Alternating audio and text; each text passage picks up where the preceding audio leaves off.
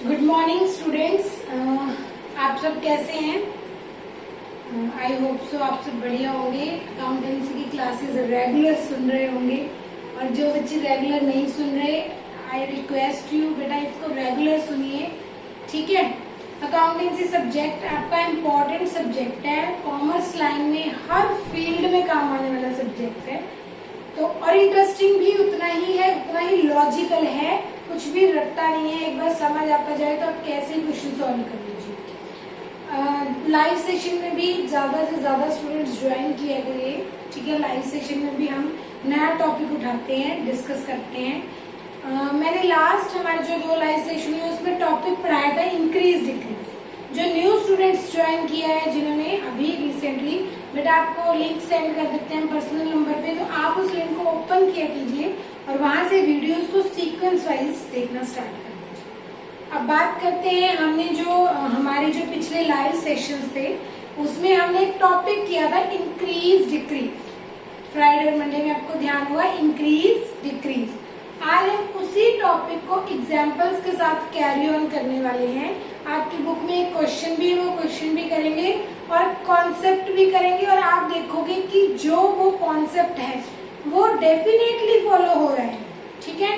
तो अभी हम स्टार्ट करते हैं, वही डिस्कस करते हैं क्वेश्चन के अंदर। आज हमारी अकाउंटिंग इक्वेशन क्या होती है? Assets is equals to capital plus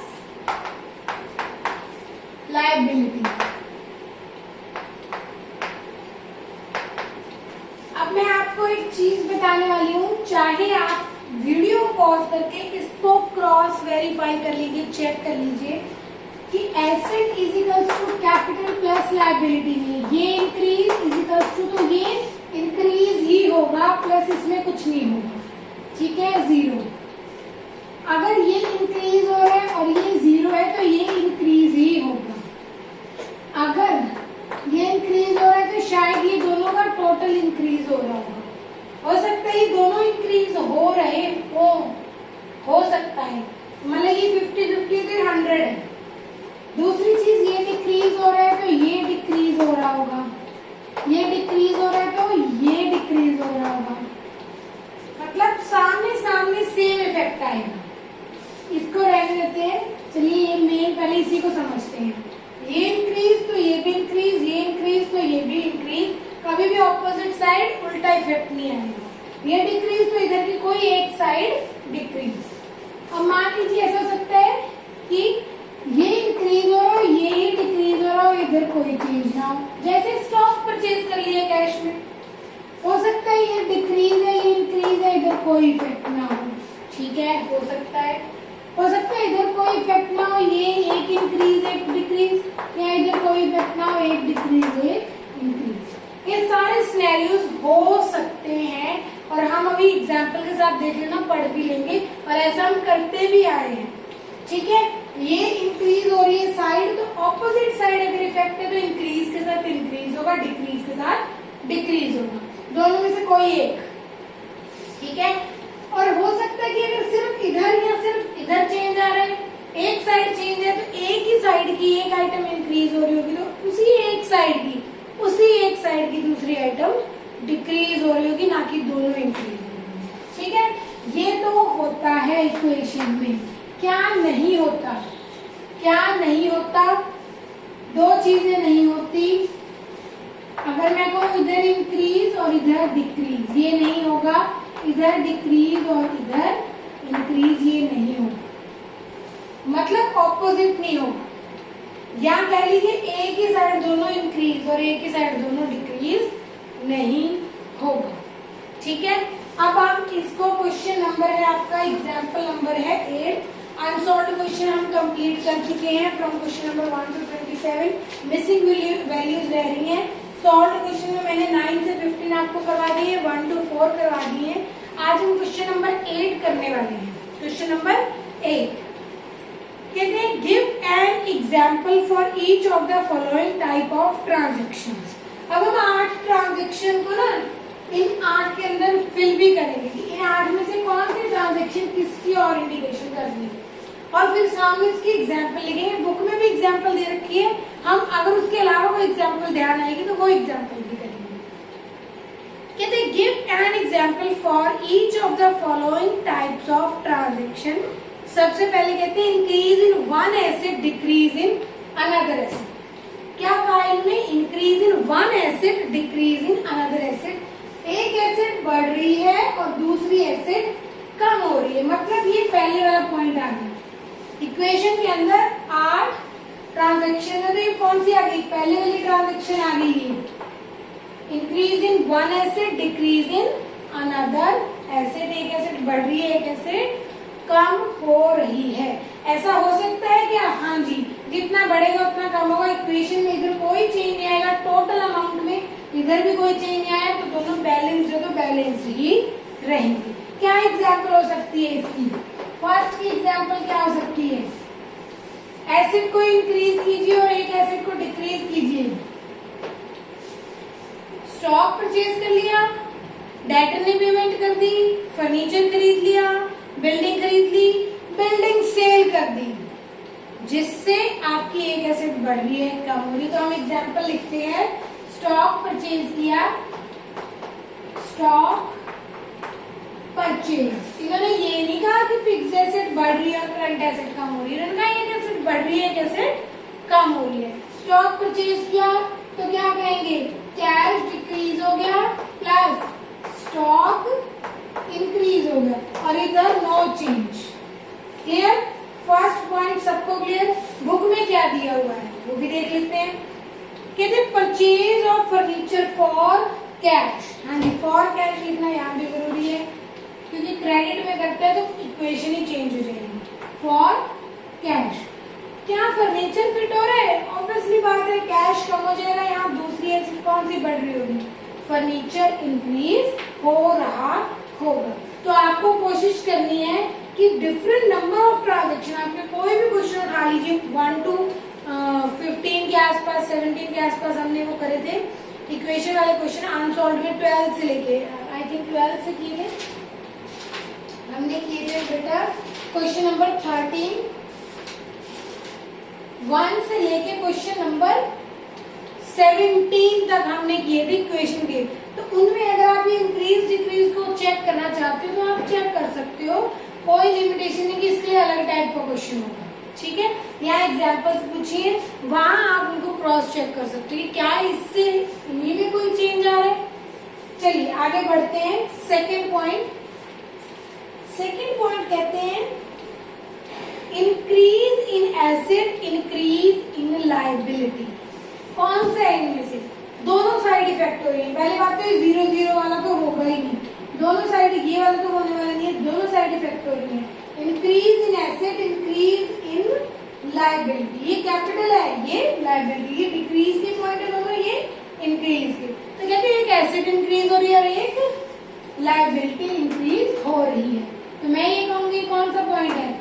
second. अगर सेकंड की एग्जाम्पल लिखे तो क्या है? कैसे एक लायबिलिटी और एक एसेट बढ़ सकती है? Most of the student answer करेंगे मैडम स्टॉक क्रेडिट में परचेज कर लिया, क्रेडिटर बढ़ गया, स्टॉक बढ़ गया। क्या कोई और एग्जांपल हो सकती है इसके अलावा? हाँ जी, बैंक से लोन ले लिया, बैंक से लोन ले लिया तो क्या होगा? कैश बढ़ जाएगा, बैंक बैलेंस बढ़ जाएगा। कैश नहीं, बैंक बैलेंस बढ़। बैंक जब भी पैसे देता है कैश नहीं देता, हमारे खाते में देता, फिर हम क्या खाते से अपने पैसे निकलवाते हैं। तो बैंक बैलेंस बढ़ जाएगा और दूसरी तरफ क्या होगा? बैंक लोन बढ़ जाएगा। तो मैं यहाँ एग्जाम्पल में लिखूंगी बैंक लोन रिसीव। ठीक है, तो क्या होगा? बैंक लोन रिसीव करोगे तो एक तरफ बैंक इंक्रीज हो गया और एक एसेट इंक्रीज होगी, इक्वल्स टू कैपिटल 0 प्लस इधर इंक्रीज क्या हो गया? Bank loan. अगर बैंक बैलेंस लिखा है तो वो हमारी एसेट है, मतलब बैंक में हमारे पैसे जमा पड़े, और बैंक लोन है तो बैंक से हमने लोन ले रखा है। और बैंक ओवरड्राफ्ट का मतलब वो भी यहाँ आएगा, बैंक से हमने उधारी ले रखी। ठीक है, बैंक ओवरड्राफ्ट क्या होता है इसको हम फिर डिस्कस करेंगे। बैंक से अगर हमने अपने बैलेंस 10,000 रखे हैं आपके सेविंग खाते में, हमेशा करंट अकाउंट पे मिलता है bank overdraft. Overdraft, overdraw, limit से ज्यादा ड्रॉ करने की कैपेसिटी पावर, मतलब मेरी लिमिट खाते में पैसे कितने हैं 10,000, मैं 15,000 निकाल लूं तो 5,000 नेगेटिव हो गए तो ओवर ड्रॉ कर लिया, उसको बोलते हैं बैंक ओवरड्राफ्ट। ठीक है, नॉर्मल हमारे सेविंग अकाउंट्स होते हैं, जैसे आपने और मैंने अकाउंट खुलवा रखा है अपने नाम पे, उसमें बैंक ओवरड्राफ्ट की फैसिलिटी नहीं होती, पर मैंने अपनी सीए फर्म के ऊपर, शर्मा कोर एंड एसोसिएट मेरी फर्म है, मैंने उसका करंट अकाउंट ओपन करवा रखा है, तो मेरे बिजनेस को, ठीक है, मेरी बिजनेस एंटिटी को क्या मिल सकता है, करंट अकाउंट ओपन होगा जिसमें मुझे ओवरड्राफ्ट की लिमिट अलाउ होती है, मतलब पैसे नहीं है तो भी मैं पैसे निकाल सकती हूँ, लेकिन फर्दर मुझे फ्यूचर में बैंक को पे करने पड़ेंगे विद इंटरेस्ट। ठीक है, तो बैंक लोन एक फिक्स अमाउंट का लोन ले लिया, बैंक ओवरड्राफ्ट कितना ही निकाल लिया, रीपे कर दिया, वो शॉर्ट टर्म होते हैं, ये दोनों हो सकते हैं लॉन्ग टर्म भी और शॉर्ट टर्म भी। 6 महीने के लिए लिया शॉर्ट टर्म है, 3 साल के लिए लोन ले लिया तो क्या है, long term non current liability. एक तरफ बैंक बैलेंस बढ़ गया, बैंक में पैसा दे दिया, बैंक अकाउंट में पैसा आ गया, निकाल लेंगे, और दूसरी तरफ बैंक लोन लायबिलिटी इंक्रीज होगी। बुक में चेक करते हैं, बुक में क्या लिखा है, कहते हैं purchase of furniture on credit. Same example, जैसे हमने यहाँ स्टॉक लिया था कैश में, और यहाँ स्टॉक ले लें क्रेडिट में, उन्होंने यहाँ फर्नीचर लिया था कैश में और हम यहाँ फर्नीचर ले लें क्रेडिट में। हम अलग एग्जाम्पल इसलिए ले रहे हैं कि हमारा दायरा सिर्फ 1-2 एग्जाम्पल पे न रुक जाए, मतलब उस 2 एग्जाम्पल के बाद हम सोच ही नहीं पाए, हम कोई भी एग्जाम्पल को फिट कर पाए, कम से कम 4-5 एग्जाम्पल हम सोच पाए। ठीक है, तो हमारे कॉन्सेप्ट क्लैरिटी है। थर्ड पॉइंट पे मूव ऑन होते हैं। हाँ जी,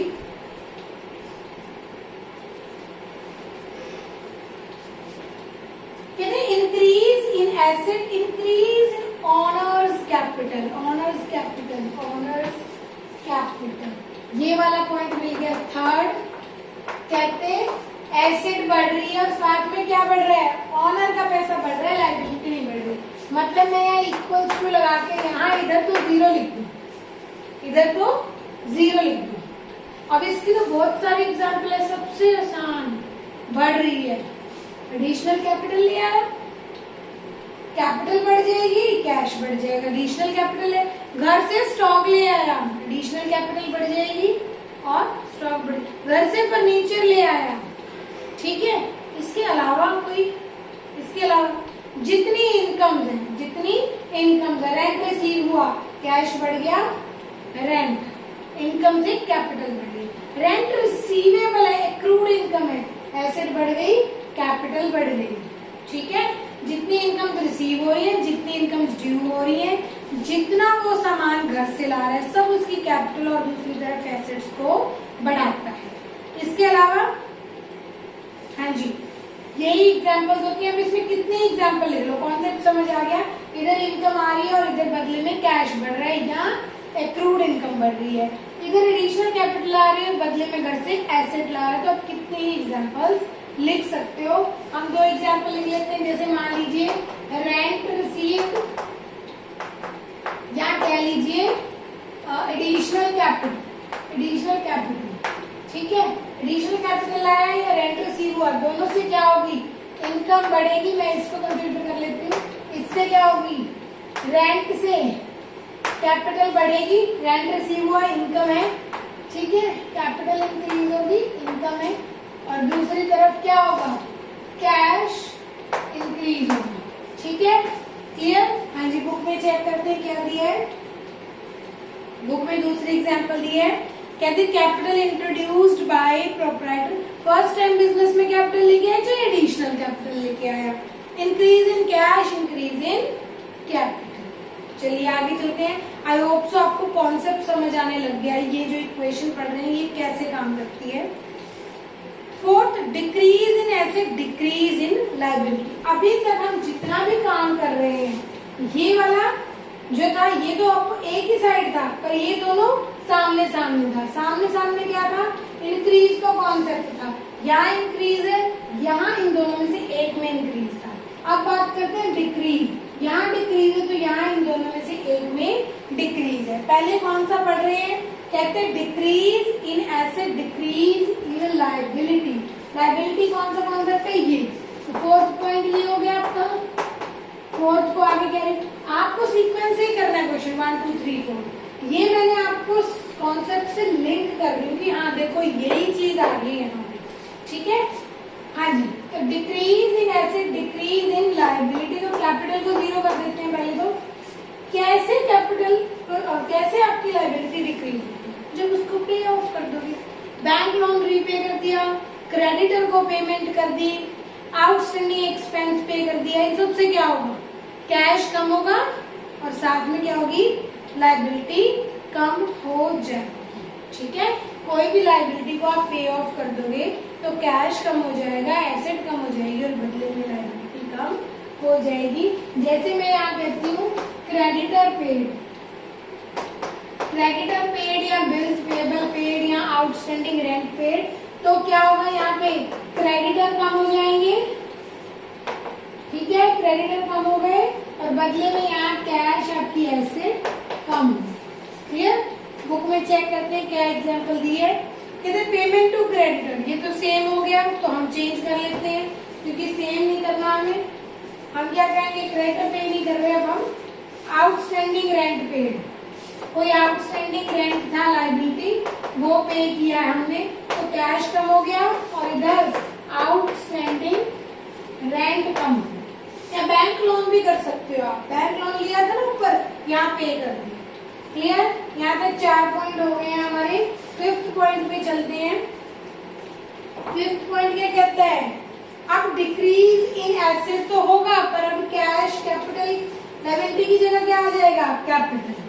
हाँ जी, 5th point decrease in asset, decrease in honours capital, मतलब कहते हैं अब भी एसेट में तो डिक्रीज है पर अब कैपिटल में डिक्रीज है, ना कि लायबिलिटी में डिक्रीज है। तो किसी एक साइड में आपकी कैपिटल या लायबिलिटी किसी में डिक्रीज आ जाए पर डिक्रीज ही होना चाहिए। एसेट अगर डिक्रीज हो रही है, कम हो रही है। तो अगर हम इसकी बात करें, ठीक है, ये हमारी 5th ट्रांजेक्शन बन गई। 5th ट्रांजेक्शन की एग्जाम्पल क्या लेंगे? ये रही 5th ट्रांजेक्शन। कहते हैं एसेट कम हो रही है, क्या ऑनर जब बिजनेस से कुछ विड्रॉ कर लेगा तो क्या होगा? उसकी कैपिटल कम हो जाएगी। जैसे इंक्रीज इन कैपिटल के दो चीजें थी, या तो आप कुछ इनकम रिसीव कर रहे हो या आप एडिशनल कैपिटल ला रहे हो। अब कम होने में क्या होगा? या तो आप ड्रॉइंग्स कर रहे हो तो कैपिटल कम हो रही है, या आप क्या कर रहे हो? इनकम का उल्टा एक्सपेंस कर, या आप एक्सपेंस कर रहे हो या आप ड्रॉइंग। तो मैं यहाँ पे लेती हूँ एक्सपेंस पेड ले लेते हैं।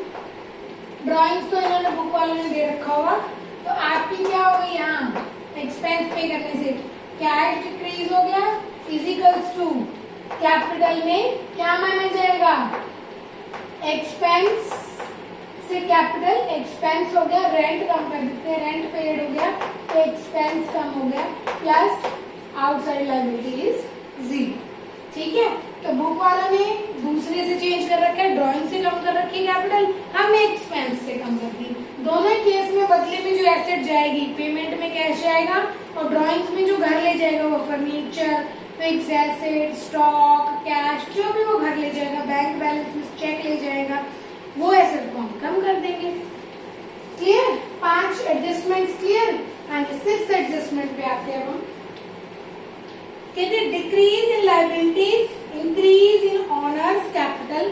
अब ऑपोजिट रिलेशन में decrease in liabilities, increase in honours capital. अब ऑपोजिट रिलेशन कब होगा? जब एक ही साइड पे होंगे। सेम रिलेशन कब होगा? जब ऑपोजिट साइड पे होंगे। बढ़ रहे हैं दोनों, दोनों कम हो रहे हैं। अब एक बढ़े एक घटे कब होगा? जब एक ही साइड होगी, या तो एसेट साइड दोनों चेंज या कैपिटल प्लस लायबिलिटी साइड दोनों चेंज। अब कैपिटल प्लस लायबिलिटी साइड दोनों चेंज तो यहाँ दिख रहे हैं मुझे इस वाली दो इक्वेशन में। हमने कौन सी इक्वेशन करनी है इसमें?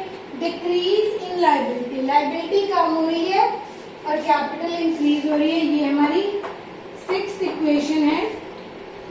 कब कैपिटल डिक्रीज होगी और आपकी अगर लायबिलिटी डिक्रीज होगी और कैपिटल इंक्रीज होगी, ठीक है।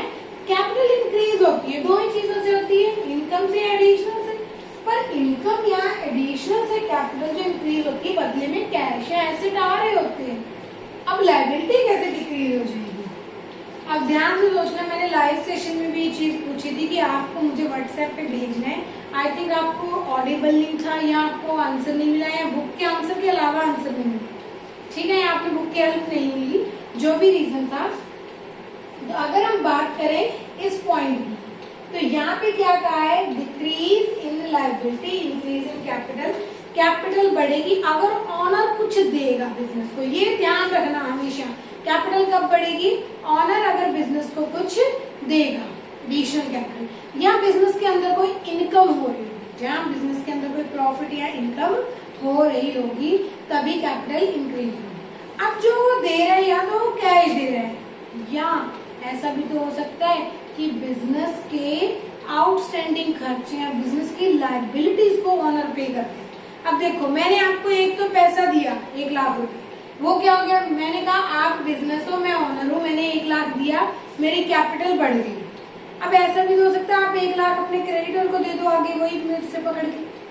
क्या ऐसा भी हो सकता है कि आप मुझे कहो कि मैम आप डायरेक्टली हमारे क्रेडिटर को पे कर दो, डायरेक्टली हमारे क्रेडिटर को पे कर दो, मैंने 1 लाख आपके क्रेडिटर को जाके पे कर दिया, तो इसका इफेक्ट क्या आया, नेट इफेक्ट क्या आया, मैंने आपको पैसे, ऐसा माना जाएगा मैंने आपको पैसा दिया, आपने अपने क्रेडिटर को दिया, तो मेरा पैसा आपके बिजनेस में लगा, चाहे आपने अपने पास रखा, चाहे आपने अपने कर्जदार को, लेनदार को दिलवा दिया, ठीक है, तो मेरी तरफ से तो पैसा आपकी तरफ आया, तो कैपिटल तो बढ़ेगी, बदले में आपके पास कैश नहीं आया पर आपकी लायबिलिटी क्या हो गई, कम हो गई। तो अगर हम कहें एग्जाम्पल क्या है, owner paid business creditor, business के क्रेडिटर को पे कर दिया ऑनर ने, तो क्या होगा, एसेट हम बिजनेस के पास ना कैश आया ना कैश गया, पर बिजनेस में ऑनर ने पैसा पे किया तो ऑनर की कैपिटल इन्वेस्टेड मानी जाएगी, और वो पैसे किसको पे हो गया, हमारी लायबिलिटी को, तो कैपिटल बढ़ जाएगी और क्रेडिटर कम हो जाएगा। कोई आउटस्टैंडिंग खर्चा पे कर दिया बिजनेस का, ठीक है, या बिजनेस का खर्चा डायरेक्टली ऑनर ने पे कर दिया, ठीक है, तो उस केस में एडिशनल कैपिटल और एक्सपेंस है, या जो बिजनेस का खर्चा पे किया है वो तो सीधे कैपिटल में इफेक्ट आ जाएगा। ये बेस्ट है कि अगर बिजनेस ने bank loan, creditor, outstanding expense, मतलब बिजनेस की लायबिलिटी को बिजनेस ने अपने कैश से नहीं ऑनर से पैसा लेके पे कर दिया, ठीक है। आज एग्जाम्पल दी है कि conversion of partners loan into capital, ये हमारी एग्जाम्पल डिफरेंट हो गई। ऑनर ने जो पैसा दिया था उसको अब कैपिटल ना मान के ये माना जाएगा ऑनर ने लोन दे रखा है, ऑनर ने एक कैपिटल लगा रखी है, उसके अलावा ऑनर ने एक लोन लगा रखा है। क्या फर्क है, एक ही पर्सन पैसा लगा रहा है, उसको कभी कैपिटल कह रहे कभी लोन कह रहे। कैपिटल की रिकवरी पॉसिबल नहीं भी हो सकती, मान लीजिए बिजनेस डूब गया, कैपिटल वापस नहीं मिलेगी, पर जो लोन है वो क्या माना जाएगा कि पहले ऑनर का क्या पे करो, लोन पे करो। लोन उधारी होती है, बिजनेस में प्रॉफिट और लॉस हो, लोन पहले निकाला जा सकता है, क्लियर। जब आप आगे बढ़ोगे पार्टनरशिप, वहां ये चीज इफेक्ट करेगी कि किसने लोन दे रखा है, कितना लोन दे रखा है, किसने कैपिटल दे रखी है। तो जब हम पार्टनर की कैपिटल को, मान लीजिए पार्टनर ने 1 लाख लगा रखा है, हम कहते हैं इसमें से 60,000 लोन मान लो, और किसका मान लो, उसकी वाइफ का लोन मान लो, कि वाइफ कहती है 1 लाख में 60,000 मेरा, पर मैं ऑनर नहीं हूँ, तो हम कहेंगे कैपिटल कितनी रह गई, 40,000, और ये कितना हो गया, 60,000, ठीक है। उल्टा अगर करेगा, अब ये तो डाउन और अपवर्ड का रिलेशन हो गया, इसका उल्टा भी तो कर सकते हैं। ऑनर की वाइफ ने 60,000 लोन दे रखा है, ऑनर ने 40,000 लगा रखा है, अब ऑनर की वाइफ कहती है इसको मेरा लोन मत मानो, ऐसे मान लो जैसे ऑनर ने अपना पैसा लगा रखा हो, तो लोन किस में कन्वर्ट कर लिया, कैपिटल में, तो क्या कहेंगे, लायबिलिटी क्या हो गई, कम, वाइफ का लोन क्या हो गया, 0, और कैपिटल कितनी हो गई ऑनर की, 1 लाख। क्लियर। हमने दूसरी एग्जाम्पल ली ताकि हम सारी तरह के केसेस को कवर कर। हाँ जी, 7th point, increase in one liability decrease in another liability, increase in one liability decrease in another liability. यहाँ का एक पॉइंट ले लिया है, सिर्फ लायबिलिटी पे ले लिया है, increase in one liability decrease in another liability. ऐसी आप decrease in one liability increase in another liability भी ले सकती हो। तो जो इन्होंने जो केस लिया है 9th केस, वो क्या है, increase in capital asset is equals to capital plus liability में, ठीक है। ये 0 है, ये 0 है, यहाँ पे चेंज मिल गई, यहाँ पे चेंज मिल गई, यहाँ पे चेंज लेने से क्या हो जाएगा, यहाँ पे चेंज लेने का मतलब कि एक लायबिलिटी दूसरी लायबिलिटी में बदल गई, एक लायबिलिटी किस में बदल गई, दूसरी लायबिलिटी में बदल गई, ये दोनों चेंज नहीं हुई। तो इसमें हम कहेंगे कि ये लायबिलिटी, ये आप ऐसे भी पलट सकते हो, चाहे ऐसे पलट लो, जैसे यहाँ पे हमने एसेट्स को 2 बार पढ़ा, ठीक है। तो इसमें आप एग्जाम्पल लोगे, जैसे मेरा क्रेडिटर है, ठीक है, वो क्या कहता है कि मुझे पैसा चाहिए, हम कहते हैं कि हम अभी नहीं दे सकते, तभी तो क्रेडिटर है, हम उसको क्या देते हैं, बिल दे देते हैं, लिखा हुआ कि हम तुझे 3 महीने बाद पैसे देंगे। इससे दोनों में श्योरिटी होगी कि उसको तसल्ली होगी क्रेडिटर को, मुझे मेरा पैसा मिल जाएगा, ठीक है, और हमें भी टाइम मिलेगा। तो उस केस में क्या होगा, ये 0 रहेगा, ये 0 रहेगा, क्या बढ़ेगी, एक लायबिलिटी बढ़ जाएगी, दैट इज बिल्स पेबल। कल को ये बिल्स पेबल पे हो जाएगा तो ये कम हो जाएगा, कैश कम हो जाएगा, और प्लस इधर कहेंगे हम एक लायबिलिटी कम होगी, दैट इज क्रेडिट। क्लियर? हाँ जी, आगे चलते हैं।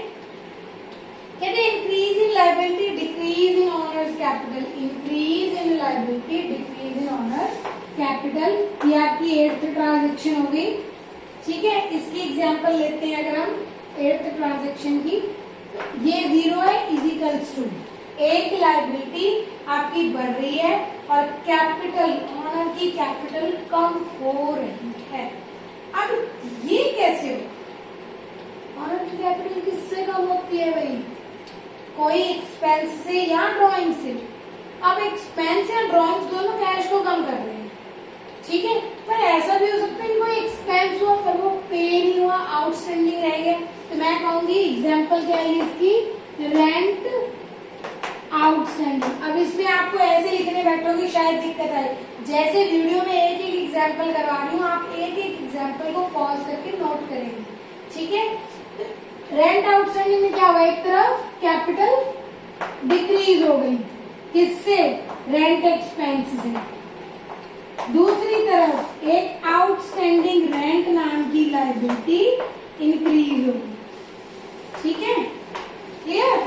हाँ जी, क्या एग्जांपल दिए इन्होंने, आउटस्टैंडिंग एक्सपेंस, वो example they the, increase in creditor for outstanding expense, decrease in capital. कौन सी एग्जांपल इन्होंने नहीं पूछी हमसे, इन्होंने हमसे ये वाली नहीं पूछी, कारण ये मैं आपको 10th करवा रही हूँ, मतलब 1 2 3 4 5 6 7 8, ये इन्होंने 7 पूछी थी, 7 अलग से पूछी थी, ये हम 9 नंबर है, जो बुक में नहीं पूछी हुई वो 9 कर रहे हैं।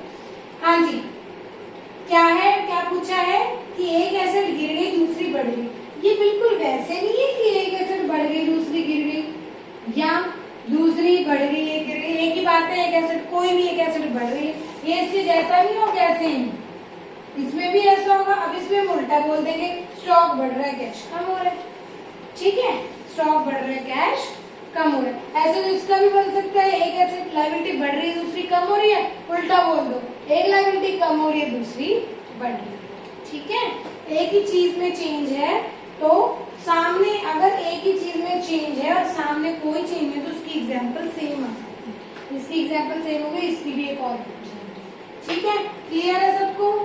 हाँ जी, आप इसको नोट करेंगे प्रॉपरली।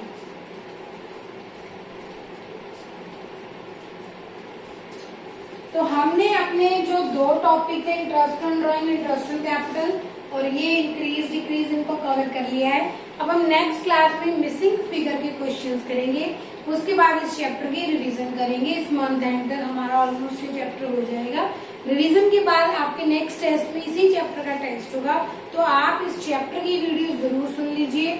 जहां जहां डाउट हो, जैसे स्टॉक क्या है, ठीक है, कैपिटल क्या है, या कह लीजिए bills payable, bill receivable, trade payable, trade receivable, debtor creditor, ये लिमिटेड क्लासेस जिनमें capital, drawings, trade receivable, trade payable, 3 चीजें, ये 2 क्लास, ये स्टॉक, प्रीपेड, आउटस्टैंडिंग, इनकी 5-6 क्लास आप ये सुन लेंगे।